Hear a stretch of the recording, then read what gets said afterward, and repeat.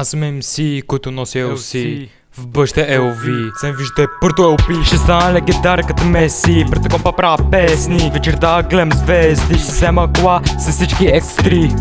На жената ще взема гривна от перли. Гласът ми ще се чува от канадци и орли. Турнете по всички континенти, няма да можете да ме слагате в никакви граници.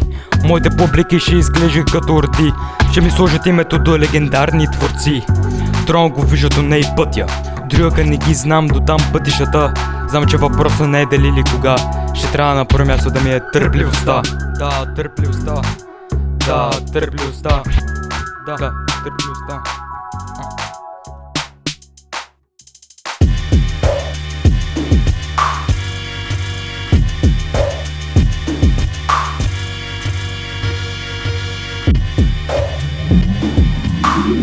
Знам, че някой от вас се ми се присмивате, ма за разлика от вас аз си гоня мечтите. Айде да ви вие как не търсите чуждото мнение. Айде да ви вие как можете да направите едно трудно решение. Не ви виждам да проявявате критично мислене.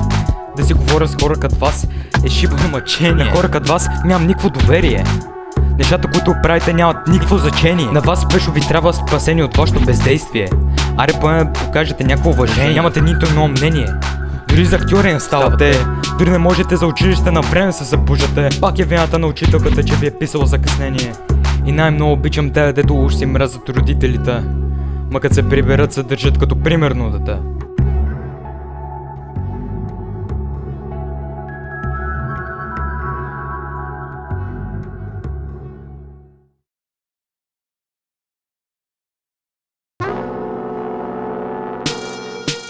Автентичността ми е на топ позиция.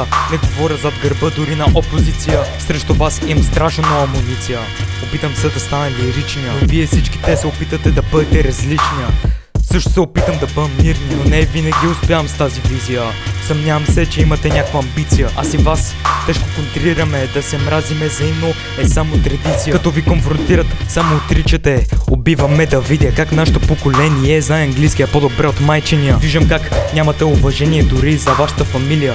Напълно друга тема е вашето отношение с религия. Но вие си продължавайте да лаете, като знам, че никога няма да ме охапете.